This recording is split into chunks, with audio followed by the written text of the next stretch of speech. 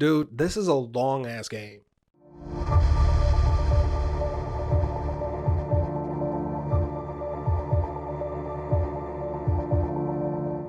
Hey guys, Ffxiv Mecha here, just giving you guys an update on some news for Final Fantasy that just came out the past couple of days about the 5.3 patch, and also my experience through A Realm Reborn and patches 2.1 through 2.55 going into Heavensward, because as you see behind me, I finally made it to Heavensward. Thank you.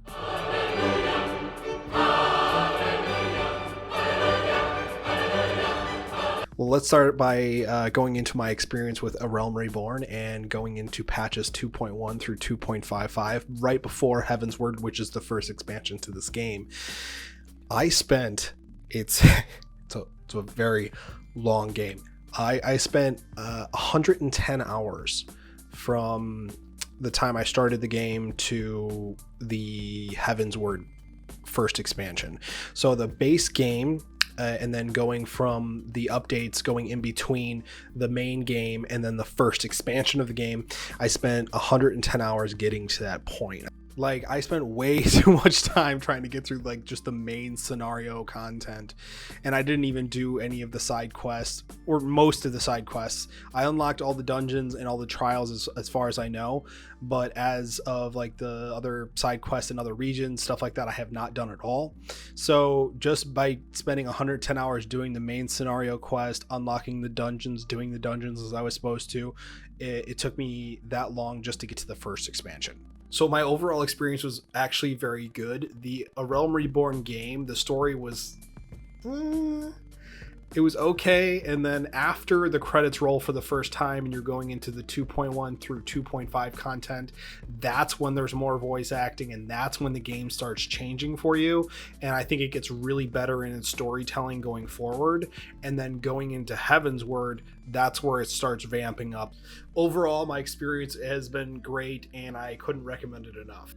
Now, going into the first expansion, like Heavensward here, I'm just scratching the surface. I think I'm level 58 or 59 now, but I ran into two problems while I was playing. One was that I was over level by a lot, because I'm 58, 59 right now, and Heavensward is supposed to be levels from 50 to 60, and it seems like I'm just over leveled for everything that I'm doing.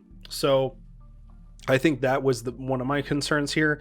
And also number two would be that for a new player, you're not going to be able to play any of the new expansions. Like Shadowbringers, you're not going to even touch for hundreds of hours, because the main content story, the in-between patches, the expansions, etc., they're very, very long, and everything is unlocked through the story. So I want everybody to kind of know that you're not going to get to the Shadowbringers content, you're not going to get to those endgame raids until you go through the entire story, which has two expansions, and then the Shadowbringer, which just came out last year.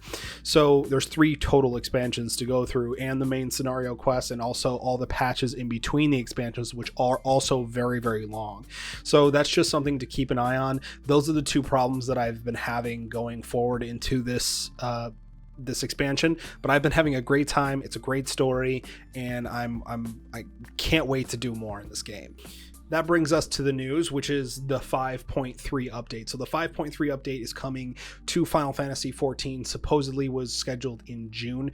And according to a lot of articles on the internet, PC Games and GameSpot, etc., that this might be delayed due to the COVID-19, and it should probably take 2 to 4 weeks to come out after the fact. So we might not see it until July.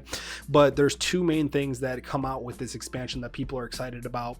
Actually 3. So number 1 is they're adding more story. Number 2, that they are revamping A Realm Reborn, which is the base game that I just went through, and making it much easier to go through for new players, which is going to be cutting down the main scenario quest by about 15%.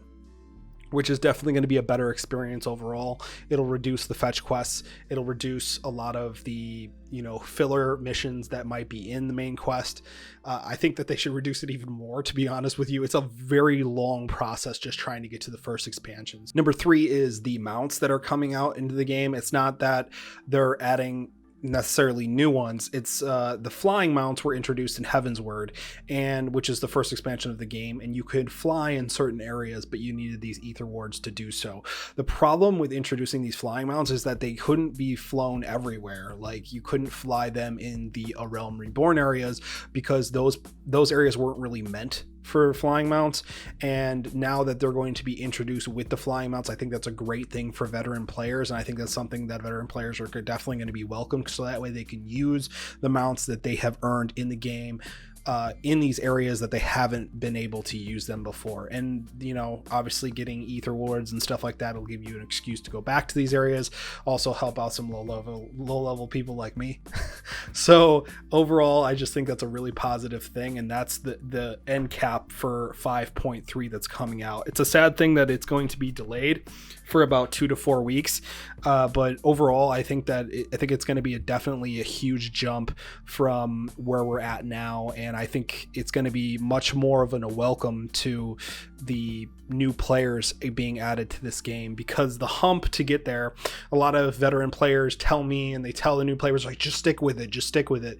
Well, there's only so much time that you can stick with it, so it's just like I have to play for hundreds of hours just trying to get to the Shadowbringer content, which a lot of people just want to jump in there and do, and there's really no way to fast track that. So overall, I think this 5.3 update is going to be amazing. I think it's going to be great for the game, and hopefully they can slim down the main scenario quest so people can not necessarily level up faster, because leveling up is not the issue. It's just getting through the story, because the stories, you could get to level 80 without even ending the story. So it's just one of those things where I hope that kind of like streamlines it a little bit more and makes it more enjoyable for the new players to get through the main scenario, reducing the fetch quests, reducing the useless information that people get, and the useless quests that people don't want to do. Well, that's it for me, guys. If you liked the video, please comment, like, subscribe below, and I'll catch you next time.